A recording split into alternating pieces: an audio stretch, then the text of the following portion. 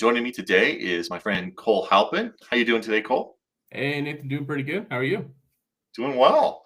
Um, Today we're going to chat about crypto. It's a topic that's a lot in the news, and um, you are probably the person I know that knows the most about the topic. So um, I'm kind of bummed Brandon's not here today because he was actually excited to have this conversation too. But it is what it is. So I guess you know, when I think of crypto, I think of my my initial exposure was back when Bitcoin was $10 a coin, and people were using it to buy pizza and stuff. Yeah, that's And right. I was young and married, and I was like, said to a coworker, I was like, hey, we should both invest $100 in this stuff. And then I was like, there's no way my wife's going to let me. I can't go home and say, hey, we're young and we don't have any money, but I'm going to put $100 in this fake money. It's just not happening. And, that'd be $1 million investment today. So, Yeah, in no, hindsight, obviously, it would have been a great deal. no, I don't think I would have made it through the 10,000 bump and then the 60,000 bump, right? Like, that's the other problem is I don't think I would have been a buy and hold guy. But Right. tell us about how you got into crypto and kind of your experience there. Yeah, I mean, I think I got into crypto. I mean, I had definitely dabbled in it probably back in like 2014, 2015, but I think I initially I gravitated into it around it would have been about 2017, end of 2017, early 2018. And this is when crypto and the markets were mostly surrounded by what was called NFTs, non-fungible tokens. It was a lot Yeah. of Bored Ape Yacht Club. There was a lot of crypto punks. Those were like the most well-known, like publicly Yeah. seen cryptos. And it was kind of a way to get involved in crypto without like just traditional and like I'd say boring investing is one way to look at it. In the fact like you were looking at your Bitcoins and your Litecoins and Solana, which are kind of just different chains. I like to tell them they're like different software companies within crypto. It's your Apples, it's your Amazons, it's your Microsofts. Like that's a different way to think of them and kind of what they do. But anyway, the interesting thing with NFTs to me is having a tech background. It was I'm trying to think. It's still an immature industry in a lot of regards, but it was very immature back then. And how everything was built was all these custom contracts that devs would build. And then to really kind of have an edge in the market, you had to be able to read these contracts. And being a tech guy, I'm not saying I'm a programmer, but I at least was able to understand what a contract was trying to do. So solidity was a lot of what was being written in. And I did a lot of research so I could read those. And by being able to read contracts, I would generally be able to diagnose faster than the rest of the market if something was good, if something was bad. Maybe it was a malicious scam, or maybe it was this new tech that was coming out that's really interesting. By being able to read the contract, I'd get an edge on the market. So I found that really fascinating to me because for one, it was just something new. And as I delved deeper into what is crypto, like what are NFTs, I started to think more and more about the real world applications. But I always thought even back then it was kind of just like this side weird thing. I'd be lying to you if I told you the market would be what it is today. Back then, I still thought it was kind of a little gimmicky.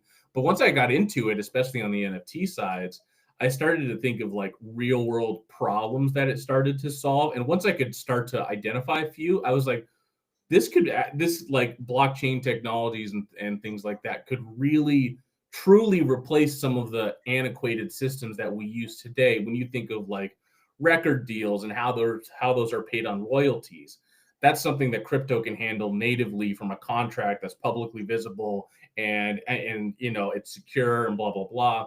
It's You think of how annoying it is to buy a house and the transfer of a deed and Oh, things yeah. like that. There's so many antiquated systems in the real world that I started to think realistically, it obviously you have to get the user adoption. There's things that have to be worked out, but I could see how you would go from A to Z and replace that antiquated system with a much more streamlined version of it in kind of the crypto space. And that when I made that connection, that's when I got much more interested in crypto as rather than just kind of this gimmicky side thing. Is like, no, this is really interesting. And one of my investment philosophies that I've always had for a long time, because I've always invested in traditional markets, was the stuff that does well is the stuff that changes the world. Like that it sounds simple, but if you think of your Amazons, your Ubers, any of those things that have like come in and completely changed how the world operates. Like nobody thought of car sharing, obviously, or ride sharing back in the day. Taxis were a thing, but that changes how everybody navigates the real world these days. Nobody flies into XYZ city or state and calls a taxi anymore. Not unless they're like over 60. Right. Right. So from there, I got really interested in it. And then we've gone kind of from cycles, NFTs, and then RWAs, which is like real estate, like I was talking about, and then it's kind of transitioned from like what most people see today into like this kind of meme coin cycle, if you will, which I think has become more and more popular. And I'm personally really interested to see how much staying power it has. I think it has a lot. But if you would have asked me early in the NFT thing, I would have told you the same thing, and that's been replaced a little by the meme coin. So I'm definitely it's a very interesting narrative, but I think it goes a long way of saying I think it's just going to keep progressing further and further, especially as we've gotten much more government endorsement, if you will. Yeah, I think that's definitely an interesting wrinkle. Yeah, I think it's funny, the whole NFT thing. There was a lot of people made some serious money, and I think a lot of it had to do with knowing how to be ahead of it, like knowing how to get them when they were dropping and then selling them to the consumers who weren't ahead of that curve. That was where the money was made, right? It really was. If you could read a contract, because back in the NFT cycle as well, there was rarities, like with everything. Less like with Pokemon cards or trading cards, baseball cards, any of that kind of stuff. There's always rarities to these things. So if you knew how to read a contract, you could get, and sometimes it's only like a 15, 20-second head start. But in a market, that's ages. There's so much time that between me getting the information 20 seconds faster than someone else, where I can buy that thing for $100 because it's worth $10,000 because I saw that it was, some rarity and as part of a collection rather than somebody else. So that's definitely how NFTs, I think, in terms of how I first got started to get more popularized, is a lot of those were starting to launch. And again, information is always key in anything you're doing. And that was definitely something that I was able to have an edge on. And a lot of people that I know who've done crypto for a long time and done it well, we've kind of cut our teeth in the industry for a long time. And you start to have that edge over some of the newer traders or the newer people in the space. Yeah. That's interesting. DraftKings got into the NFT space for a while, right? The sports NFTs, and they send emails NFL, NBA. Everyone was making their own like trading card collections. And again, trading cards is another example where I think traditional cards, like I think as you age people out, I think it hasn't caught on quickly, because a lot of people who are in like trading cards, like baseball, basketball, football, they're still traditional collectors. They're generally older individuals, and there's a lot of appeal to those physical cards. But I still just think as you age, people younger than ourselves, they really don't have that physical appeal to things. They would much rather have a digital version of that asset rather than a physical copy, because it can't be damaged. There's all these reasons on why a digital one's, preferable, especially for the younger generations. So as time goes on, that's where I just think that transition happens. And, Tops and DraftKings, any of those big players in those spaces, they will transition like, hey, we're no longer doing physical cards, we're doing digital cards, and here's how it's going to work. Well, I think DraftKings recently, though, took my NFT wallet, and they're trying to get me to take it off of their your wallet is now, your custodial wallet is now available to claim. So I think they're getting out of it, right? They had the wallet. They're like, hey, buy it on our platform. And for me, as somebody who doesn't have time to dig into these things, sometimes the Coinbase of the world, the Robinhoods of the world, the DraftKings are where I'm going to do it, because I'm just not going to go take the time to go figure out, how to do it more as a native. I want something that's my interface that just manages it for me. But I think it's interesting that NFTs are no longer worth DraftKings keeping it in the app, right? So they want to get you to take it with you and get rid of it. So it's just interesting how the world changes quickly in this space. And I think to your point, I don't know if it could be their full exit from doing it. And it could also be, just like you said, traditional retail users, as we call them, who aren't more in the crypto space, and they're just more, I just want to go on, log on an app and see all my stuff. They want stuff more centralized in like a Coinbase or things like that. So I could see a lot of these, if DraftKings or Tops or any of these other ones who do these cards decide to continue with it, they would just leverage an existing kind of exchange and wallet like Coinbase. Like, hey, let's not build our own stuff. Like, yeah, you might go to our website to purchase something, but it'll show up in your Coinbase account just like all your other stuff. And you don't have the friction of user adoption. I think that's what's been really interesting over the last year and a half, is I think that's been the progression of the industry, is how do we take out some of the friction that currently exists. Like, when I was doing NFTs, there was no way to use a credit card to buy anything. Like, you had to go through an exchange and then put it on a wallet and then go to a third-party platform, where today you can download an app and put a credit card in, and you can start be trading meme coins or buying some NFTs. Like, there's already a lot of steps. It's still a little clunky. It's still clunky for sure, but it's just in that year and a half, there's been a lot of innovation of making it more user-friendly. And again, I think that's only going to continue. And as it gets more user-friendly, new ideas start to come around. Like, oh, now that it is more user-friendly, we can go do X, Y, Z. Right. So that we've had these epochs of cryptocurrency, right? You know, the original, like, you know, your Bitcoins, your Ethereums, your Doge coins, like all these original coins, and then you had kind of the NFT season, and now we have meme coins. And I mean, absolutely flabbergasted. You know, President-elect is launching 3 or 4 meme coins in the names of himself and his wife and his children. Yeah, making billions on it, millions and millions of dollars on it. I mean, so talk me through this meme coin thing that's really seems to have exploded in the last even 6 months. I mean, meme coins, in the way that I like to kind of narrate them, is think of it like you're creating a token around an idea or your support of something. So Trump creates a meme coin of himself. His wife creates a meme coin. Pretty much his family has created one. And the idea behind it, in a lot of ways, and again, this is where I think it ties back to that younger generation and how they interact with things, is, you know, I think about it like back in the day, if like you were one of the very first people to like find the Rickroll video and you thought it was going to be funny, you thought it was going to be viral, whatever it might be. So basically how it works today is you can create a token of that concept of Rickroll, whatever it might be. And then people who think that, yes, it's a super viral idea, it's going to be everywhere. Again, you're just trying to be early to those same narratives. So in some ways, you could think of like meme coins as like almost a monetary reflection of either how viral or how public something is. It's shorting, or I can't think of the opposite of shorting. It's longing something through a coin. Essentially, yes, because you can do perpetuals. You can even do shorts and longs on meme coins themselves, which is another layer of if that should exist or not. I mean, I think it's fine to exist, but that's like gambling on top of your gambling. And, right. and there's a lot of things there, but it's exactly right. It's basically like, I think that this is either a super funny idea or a meme or whatever it is. And I want to invest in it because I think that more and more people are going to either find this funny or, you know, support it or whatever it might be. And then there's some that are like meme coins that have like use cases where it's like, I think I'm trying to remember, there was a celebrity and I can't think of her name off the top of my head, but she basically made it. She had like a partnership with T-Mobile.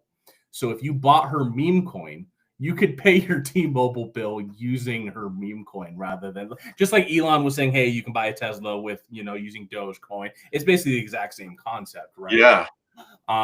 So that's becoming, I won't say more prevalent, but I do think that it's an interesting take on how things are shaking out in kind of the meme coin space. But it is kind of a way of like, hey, I think that this idea is either funny or good, you know. And to Trump's example, I think that goes back to kind of what I was saying with how I think that the government and not just our government, but just governments in general are embracing more and more of what crypto is, how it kind of plays in the major landscape of just financial economics in general.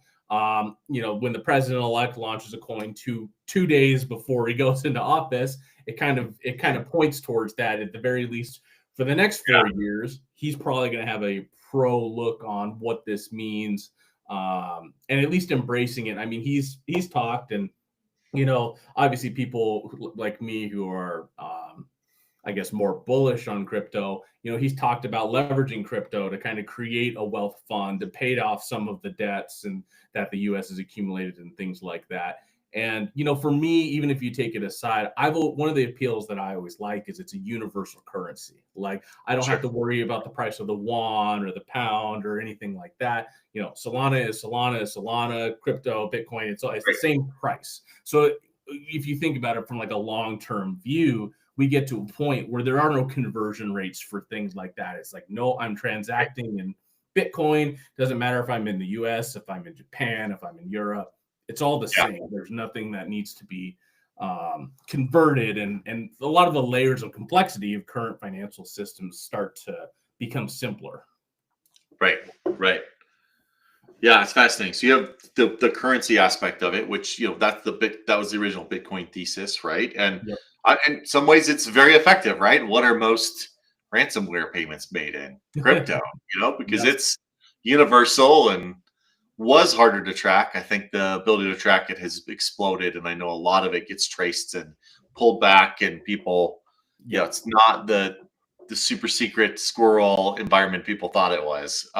Exactly. It still gets the bad rap for it, of course, but most everything is pretty trackable these days on where it was sourced, because in order to eventually convert your crypto to US dollars or whatever, you've got to go through some sort of exchange. And that's got to be tied to some account. There's ways to sleuth, if you will, where something came from or where it was going. But we started with crypto, and then it moved into kind of the NFTs, which was like a collectible. That's why I think a lot of the market is just, very much like Tesla stock's value has very little to do with the financial value of the org, right? Absolutely. They've never whatever sort of multiple on revenue or profit to stock prices never worked for Tesla, right? No. And I look at a lot of these coins and these cryptos as like just that. They're just a different stock, and their value is what everybody says their value is. So we think it's more valuable now. Great. If everybody agrees with you, then it's going to go up in value. It doesn't matter. And then the meme coins, I had not fully understood how much that was just tied to somebody. It's basically, I guess it's pulling a Kardashian, right? What are you famous for? For being famous. Like, why is your meme coin selling? Well, because it's what everybody wants to buy now. Well, what's it mean or stand for? Well, it just is. And people are buying it. So I have money. And I'm like, it's fascinating to me how it's kind of turned so abstract. But then the stock market's actually not that different, right? Like, Motley Fool makes a comment on the stock and the price goes to the roof, Yeah, I mean, traditional markets, when you think of like, unless your stock pays you dividends, it's a lot very similar. You're buying a stock at $100 because you think it's going to go up, and that could go up because of that. That might have nothing be tied, like in the Tesla example, that could be not tied to their financial situation of how profitable they are, their revenues, anything like that. I mean, and that's been something that's gone in traditional markets forever. I mean, people always talk about penny stocks and, this penny stock at 100x, and here's what you need to look at. But the reality is, it's a lot of the same way. When you're buying something, you're like, I think that this is a good idea. And I think this idea is going to become more and more popular. When people started to invest in electrical cars way back in the day, it's because they really just liked the idea of electrical cars. It wasn't even really most of the orgs or how they were designing the vehicles. Most investors, retail investors like us, don't look that deeply when they're going to go buy XYZ company stock. They just think the price is going to go up. That's essentially how it works. Meme coins is essentially that. What I would say is it just happens in a condensed time frame. So when normally, you could buy something and it might go up and it could double or triple your money in traditional, that would happen over maybe a course of 6, 12 months, sometimes faster, but traditionally it takes a longer period of time. Crypto markets, it's also like an attention span thing. It's like, how much can you keep attention? So a meme could be super viral and people could endorse it, but just the same, if you can't keep people's attention, the price on that can go down just as quickly as it went up because they're moving on to the next narrative, whatever that might be. And there's never a lacking for narrative. You can just plug into Twitter any day and you can see some new random thing that's happening in the world. And now you have a new narrative to kind of run with. So it really condenses the time frames, which at the very least it makes it so you're never bored in the industry. There's always something new firing. Yeah. Yeah. And I think for me, it moves it into a space where, like, I got too much going on in my life with work and kids and other things. It's like I tend to dabble a little bit in crypto, but it's, a few bucks here or there into bigger name coins that I think have some staying power. And, Mhm. is Ethereum going to be worth $10,000 someday? Yeah, maybe. So Mhm. if I buy it at $4,000, maybe in 10 years, I've made 60% on that, right? Yeah, Or yeah. Bitcoin seems to be on a really good trajectory, right? I think some of these big ones, but it's almost like for me, it's too hard to track all this meme coin stuff. It's chaos, unless you've got time to dig into it. Yeah, it's definitely something where, like, even for me, I slowly had to learn it over time because there is a lot that's going on.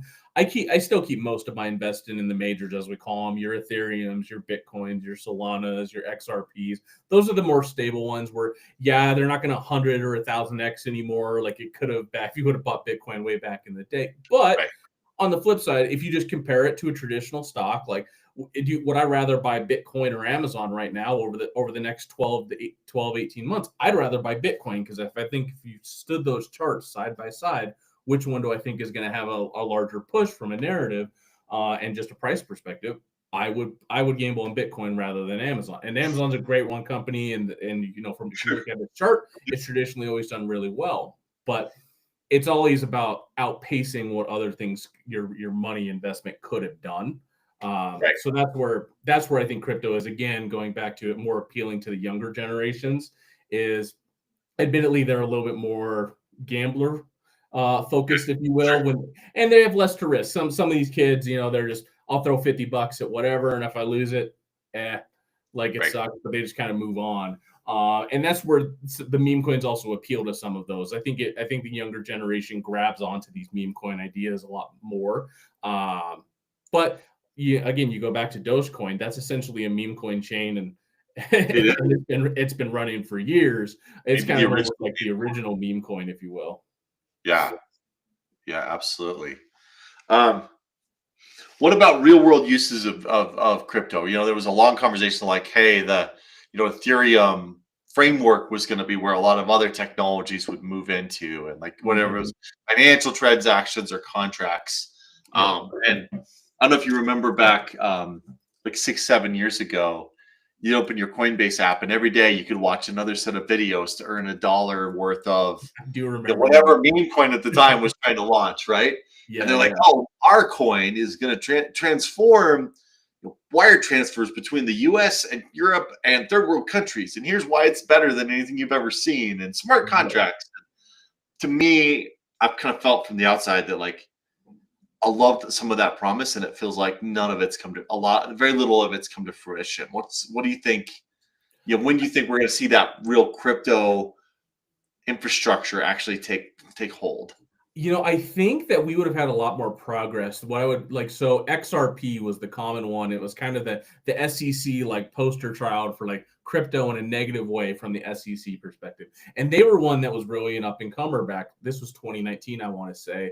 And that's what they were designing, was like a blockchain infrastructure Yep. for banks, for financial institutions. And unfortunately, the SEC basically said no, and they went back and forth, and the SEC was blocking them. So they really couldn't do it. And I think that also, just as an industry as a whole, well, if the SEC is not going to let us do stuff, nobody's going to spend time designing that kind of stuff. But just in November, SEC's lawsuit has been thrown out. XRP is back into being able to essentially be developed again. So I think that you'll start to see more of those come to fruition over the next 2 to 3 years. But unfortunately, the industry was almost put in a deadlock stop from 2019 until just end of last year because of the SEC blocking any sort of innovation coming from it, at least in the real world aspect. Now, I do think that it's definitely nuanced in how it'll impact the real world, but I do think like something like XRP, where again, the amount of transactions that XRP can process and handle, and again, when we go back to fees and things like that, that's something that as you start getting larger and larger dollar amounts, banks get hammered with like fees for like these $1 million wire transfers because it's always a percentage of that entire transaction. Well, if you're doing $1 million, even if it's 0.05% or whatever it is, that's still a lot of money. Where the exact same transaction on a blockchain could cost you less than a penny, and you move on, and everybody's happy. And it's still auditable and stuff like that. So I do think that those examples of real world applications still apply. But it's going to definitely, in my opinion, still be a couple more years. And it still requires the regulation and structure from the government to make it happen. Like I would love to, I mean, I don't know how many people watching this have bought a house, but buying a house sucks. Like it's so convoluted. It's what I always go back to. But like even in my head, I could think how you could easily make a contract, tie that contract to a physical property in the United States or wherever, and then the transaction of that property between a buyer and a seller could be so less complicated than the process that exists today. That's a real world that I would love to see changed, and it's feasible in my eyes of how you would accomplish that. Like with everything, you just have to update antiquated systems to accept kind of the new way of doing things. That's always the challenge with any new technology, be it crypto or anything, is the market or is the real world ready to handle how this operates today? Yeah, no question. Well, especially as soon as you touch people's money, like, oh, okay, I'm buying a house. That's the biggest transaction I will make. Biggest transaction most people will make in their life is that one, two, three, four, however many times you buy a house. I mean, Right. I've never bought a $500,000 object before, but I did it once, right? Like, so oh, by the way, we want to throw this cool new digital version of this, and we'll send you your deed in an NFT. And yeah, I'm going to be a little nervous too. So yeah, Right. you got a point there. So Yeah, but again, if he goes like, say, like Coinbase has a wallet that you feel much more confident in because it's where well, this is where another way that I'd like to think about it. Like, let's say you buy a Spotify subscription or whatever subscription service. If you got that in an NFT, say you're done using it, but you got a buddy who wants it. Like, there could be a third party market for stuff like that, where it's like, I don't need my subscription anymore. I'll send it to you. Now you can start using, because I like Pandora Matter. So give me your Pandora. I'll give you Spotify. right. I don't want to go through the rigmarole of signing up for new stuff. And services operate that way. So you could think of a lot of subscription services operating that same way, less risky than something like a deed or whatever. But yeah, that's definitely something where when I've spun my brain about how I was interested in how crypto could work in the real world, again, I thought of subscription services right away. Because there's even ways to monetize it from a platform perspective. So like Spotify could profit every time you and this other person, like transfer things around. There's royalties tied to it and blah, blah, blah. I just think that there's so many fascinating ways you can leverage it, but it's got to take, you got to ease the user adoption so that people understand how it works for one.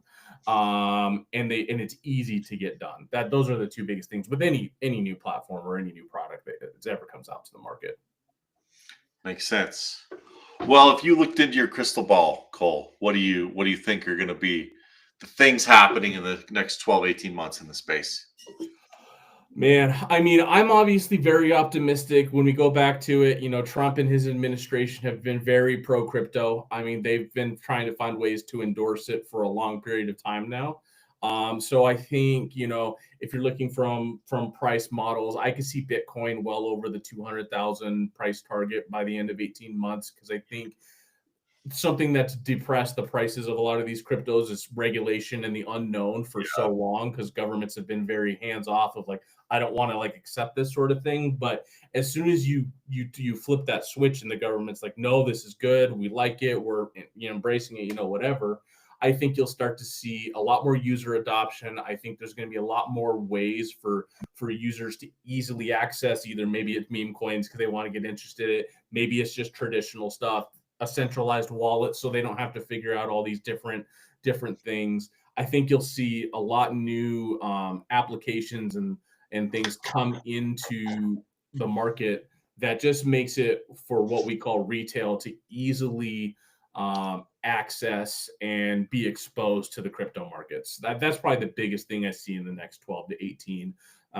But like with everything that the administration's doing right now, politics aside, it's going to be a rocky waters for the next probably 12 months as well. With everything that Doge is doing and everything that the government's kind of shaking out, it won't be a smooth trajectory up. There's definitely going to be a lot of kind of waves along the next 12 to 18 months. But I'm still very optimistic, both in the next 12 months and really the next 10 years specifically.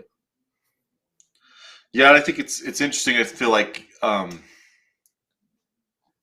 the industry is also struggling to keep up with it. Like I've seen articles recently about Coinbase saying, "Hey, there's a million new meme coins made a week," is what his numbers are, and he's like, they can't scale their platform, and I felt that when right around the election, a lot of us were trying to move stuff around in that space, right? And like, Trump launches a meme coin, you gotta have Solana to buy it, and you couldn't get in or out of the Solana network as just like a Coinbase user to save your life. Like it was just frozen, 24-hour turnarounds, and it was just like, man, I think there's some scaling needed in that space too. It's just an order of magnitude different than it was 5 years ago. It's just crazy.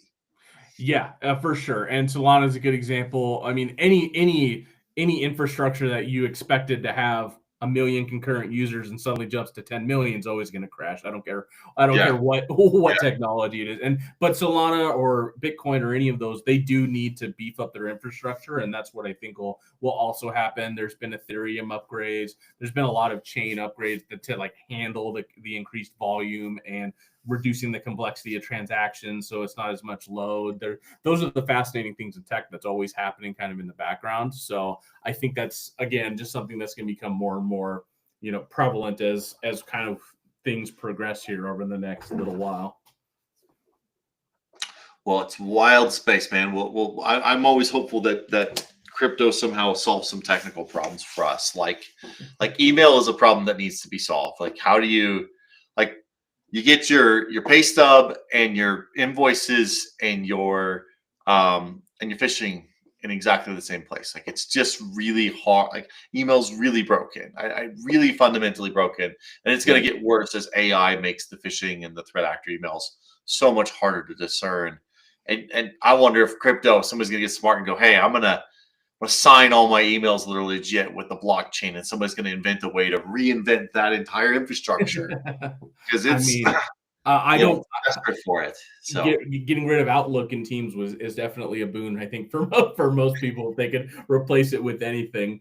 I think one of the big things that could happen in the next 12 to 18, now that I didn't mention it, is one of the really interesting things that could definitely happen is, you think of today, a lot of things when they go to IPO, there's private investors whenever something is going to, start trading their stock on the market and people get inside early, blah, blah, blah. What I think could realistically happen as soon as we get a little bit more structure there is I think you could see businesses, especially small businesses, launching kind of a meme coin type token to fundraise their initial business. Oh, man. So you would launch a token, and maybe you hold 70% of the supply, whatever, and people can buy it. Like, oh, this is a new AI company starting up in California. Because you can also already do like revenue type stuff built into contracts. So there's ways that you could really finagle a business to operate based on a cryptocurrency type token. So, and then for me, I'm like, wow, this is a really innovative type cybersecurity product coming to the MSP space, but they have a token that kind of backs that company, right? So then they could use that as funding, as seed funding, rather than going to investors. So they can still have the ownership of the org, but they can get funding rounds through that rather than like traditional funding rounds, right? Oh, that'd be brilliant because you and I are around a lot of people starting businesses in our space, and the problem is, we worked with a large one here based in Denver, and we worked with them early on, and we'd have conversations over and over of like, as a non-employee, there's no way to get in on the upside that we see is there. Like, Exactly. There's just, unless you've got 50K, 100K, 300K, whatever the minimum access to the next round of funding is, and the connections to get into that round of funding, like, you just can't buy in, and you're watching this company go from 40 employees to 3,000 employees over 10 years. You're like, man, I knew when they were 40 they were going to get there, but you couldn't jump in. Man, I think that'd be amazing because you could go find the companies around you and just say, yep, they've got some stuff figured out, and Yeah. jump in without having to navigate.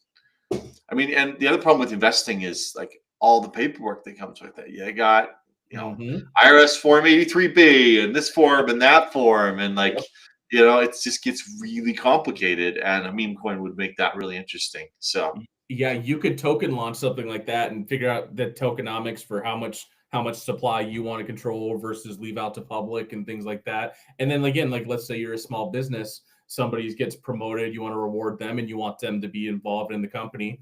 You can give them tokens, but you can put it on a lock schedule as well. So it's like, hey, I'm going to give you 1% of our token distribution representing our company, but it doesn't unlock for 5 years. So it's that, or maybe it does partial unlocks and things like that, time-gated unlocks. So that is something that I think is fascinating, and it gets rid of the paper of like, if you want to go public with a company, it is a massive expense for a business to create a stock and get it approved and be audited and all that kind of stuff. And I'm not saying that stuff isn't important, but for a small business that doesn't need to go through all those, I think it's a really interesting way to get some seed funding. And I could see, again, I think it'll start with kind of these niche tech companies that might do it to begin with, but I could see like there will probably be one company that does it and it just becomes a news article, like XYZ company, funds their start, hires 100 employees due to, token launch or blah, blah, blah. I think that that's something that could happen. And once it does, I think you'll start to see more and more of it. Wild, wild stuff, man. It'll it's going to be crazy.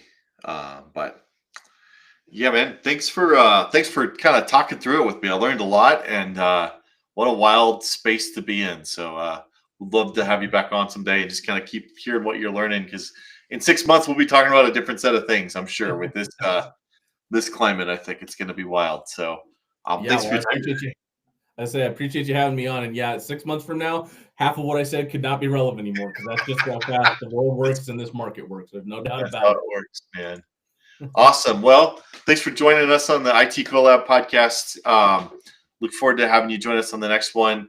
Go check us out on YouTube and on LinkedIn. We'd love to get more subscribers on LinkedIn. It'll help us actually be able to post the videos directly to the channels page rather than our personal pages. So thanks for joining us, and we'll catch you in the next one. Well, there you have it. Cool. Well, thanks, man. That was fun.